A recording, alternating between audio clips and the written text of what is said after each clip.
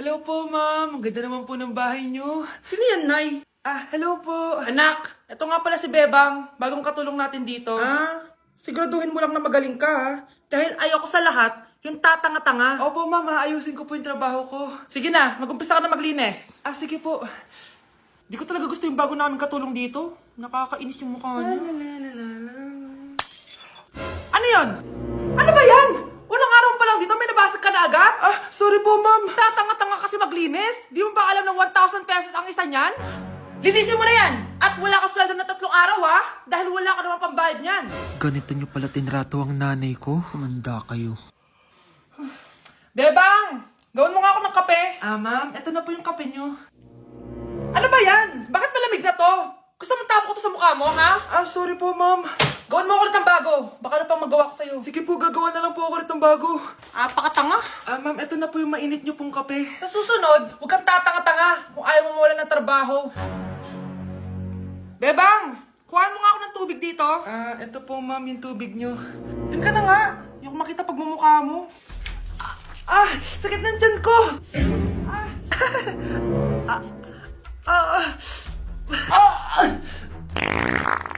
Anak! Lumabas ka muna dyan! Gusto mo nang mainit, ha? Tignan ko na lang kung hindi kumulo yung tiyan niyo dito. Ma'am, ito na po yung mainit niyo pong kape. Ito po, ma'am, yung tubig niyo. Hindi ko kayo mapapatawad sa ginawa nyo sa nanay ko. Nag-uumpisa pa lang ako sa paghihiganti ko sa inyo. Guys, naiiyak ako ngayon. Sobrang lala na nangyari sa akin. Imagine, 8 AM yung flight namin mamaya ni Honey Bunch. Nandito pa kami sa Korea. Tapos, ang nangyari, oh my gosh, grabe. Sobrang nakaka-stress. Bumili kasi kami dito sa cosmetic shop na tier-tier. Tapos, edi may mga tax refund siya. Edi binigay ko yung mga passport namin, ganyan. Yung kay Honey Bunch na balik. Tapos ako, ang tanga ko kasi na-distract ako kay ate kasi marunong siya mag-Pilipino. Siyempre na-entertain ako ganyan. So anong nangyari, inaya na ako umalis ni Honey Bunch. Hindi ko man lang napansin na hindi ko nakuha yung passport. Sobrang tanga.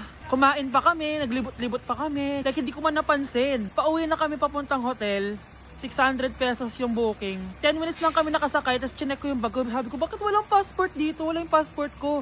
Tapos naalala ko, naiwan ko pala doon sa tier-tier shop. Ay, kanina sobrang nanginginig ako. Sobrang gusto kong umiyak. Problema pa is hindi pa siya 100% sure kung sa tier na naiwan yun. Hindi, doon talaga, sure ako na sa tier-tier ko talaga siya naiwan. So, kailangan ko ulit mag-rebook ng flight namin papuntang Tokyo. Ang mahal. Grabe, kasi bukas na agad. Ang worst case scenario pa dito, baka na-misplace nila or nabigay nila sa ibang customer. Shit. Pumunta kami sa police station dito, tinawagan nila yung mga staff kaso hindi na daw kaya. May tumutulong sa amin kanina kaso hindi na talaga siya pwedeng buksan. Ngayon pa talaga ako sinusubukan ng panahon kung kailan last day na namin. Like ngayon pa talaga siya nangyari. Kasi pag hindi ko nakuha yung passport, wala. Uuwi na talaga kami ng Pinas. Kailangan ko kumuha ng emergency passport. Kasi imagine, bayad ko na lahat ng hotel namin sa Japan. Kung di kami matutuloy dun, parang nagsayang lang ako ng pera. Guys, update ko kayo mamaya kung makukuha ko yung passport ko or kung matutuloy pa yung Japan trip namin. Nay! Impostor? Bakit nandito ka, ha? Walang iya ka? Bakit mo ako ginagaya, ha? Baka nakakalimutan mo.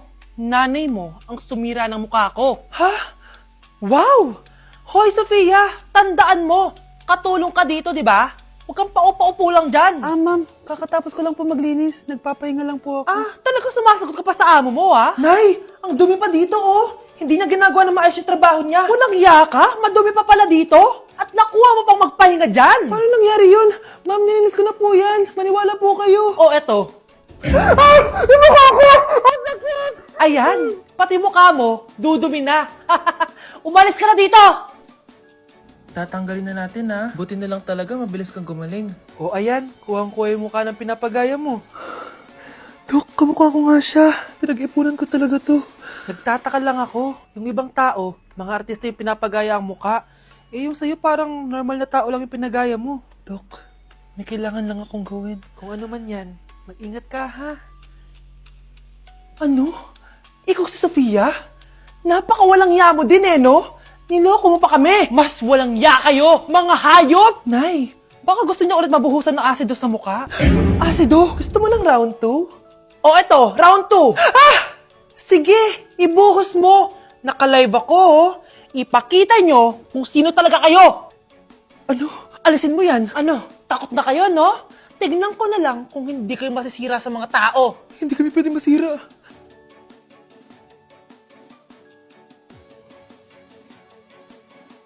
Anak! Itigil mo muna ang ginagawa mo! Oh, bakit po, Nay? Kasi may challenge ako sa'yo. Kapag nanalo ka, may prize ka na agad. At pwede ka nang gumala at pwede ka na magka-jowa. Game ako dyan, Nay. Okay, eto ang challenge mo. Kailangan mo lang i-battle flip to. Madali lang, di ba? Ay, yan lang. Basic. Go!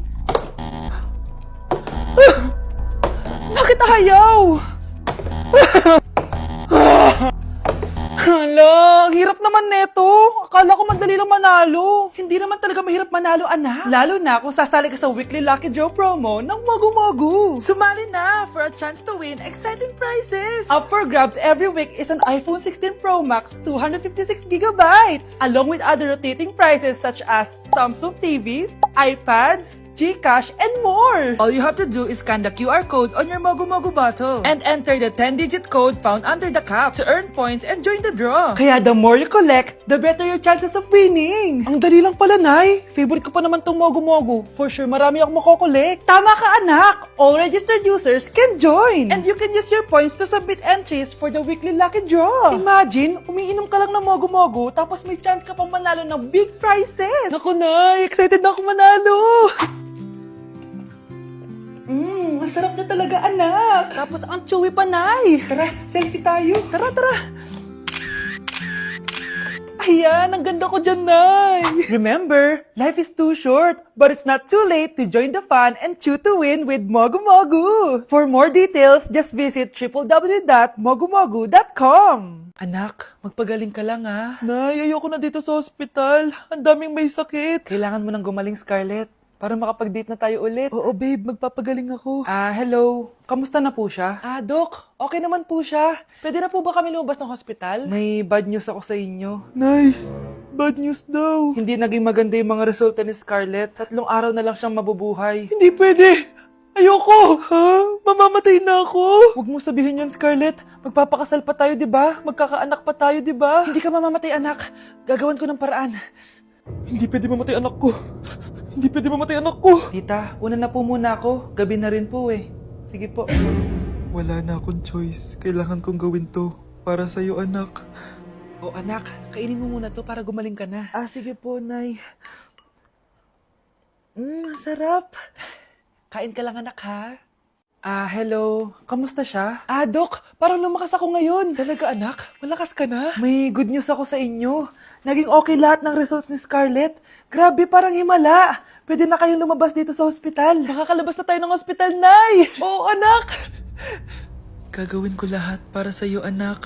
Sa wakas, nakauwi na din tayo, Nay. Namiss ko tong bahay natin. At dahil dyan, pagluluto kita ng paborito mong ulam, anak, para di ka na magkasakit. Grabe, ang sarap naman neto, Nay. Parang kakaiba yung karne neto, pero ang sarap. Kain ka lang, ha? Teka, Nay. Dumating po ba yung boyfriend ko? Nandito siya, anak. Totoo, Nay? Nasaan siya? Babe! Ayan siya. Kinakain mo.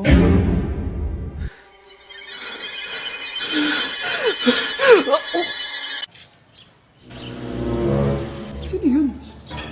Hi, Mare! Uy, kumare! Ikaw pala yan! Hindi kita nakilala. Dito ka pala nakatira, Mare. Akala ko maganda yung subdivision nyo. Ay, oo. Maliit lang bahay namin. Tara, pasok ka. A few moments later. Anak, mag-bless ka sa bisita natin. Mayaman yan. Sige po, Nay. Bless po. Wow, may manners. Eto. 5,000! Thank you po! Yes!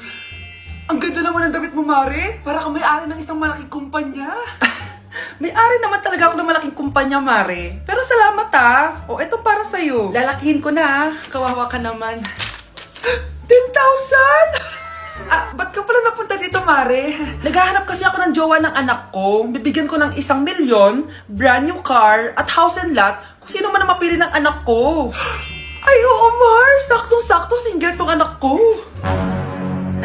Hello po. Eto na pala siya. Anday! Ano ba yan? Ayoko sa kanya. Sumunod ka na lang, para yumaman na tayo. Ang pogi mo naman. Ako nga pala si Jana. Ako nga pala si... Mag-isip ka ng pambabaeng pangalan. Venice! Ano sabi mo? Ha? Di ba lalaki ka? Bakit Venice pangalan mo? Ay, hindi niyo po alam? Bakla po ako! Hindi po kami talo ng anak niyo. Punyeta ka talaga. Ay, hindi pala sila pwede, Mars. Sorry. Sayang, gusto pa naman kita. Jackpot na, naging bato pa. Walang hiya kang bata ka!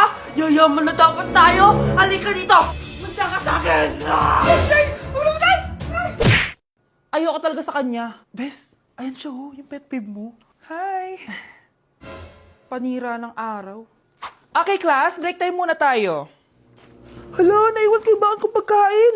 Scarlett to, may sobra pa ako. Baka gutom ka na. Talaga? Bibigyan mo ako? Oo, ano ka ba? Gusto ko maging close tayo. Parang bumabait tong pet peeve ko Hala, may quiz pala tayo. Bes, sabay tayo mag-review mamaya, ha? Naku, sorry, Bes. Kakain kasi kami ng jowa ko mamaya. Di mo ba kaya mag-isa? Ano ba yan? Ako na lang, sabay tayo mag-review. Tsaka, may reviewer din ako dito, oh. Ayan na naman siya. Sure ka? Ako talaga yung gusto mo kasabay mag-review? Oo naman. Ba't naman hindi? Idol nga kita kasi ang talino mo, eh. Sige na nga. Okay, class. Para sa activity natin today, pili kayo ng partner nyo. Bes, partner tayo ah. Sorry na, Bes. Partner na kasi kami ng baby loves ko eh. Partner na kami ng baby loves ko eh. Tayo na lang yung partner, Scarlett. Ikaw na naman. Buti ka pa. Gusto mo ako makapartner. Ayan, perfect. Partner kayo ng pet peeve mo. Ha? Bes, pet peeve mo pala ako? After mo siraan sa amin yan, BFF na kayo ngayon? Samantha! Samantha, magpapaliwanag ako. Oh, ba't nandito ka? Pet peeve mo ako, di ba? Umalis ka na. Oo, pet peeve kita. Dati. Kasi ang sungit mo sa akin eh. Tapos palagi mo ako iniinis. Alam mo kung bakit? Kasi gusto kita. Ha? Wala, never mind. Samantha,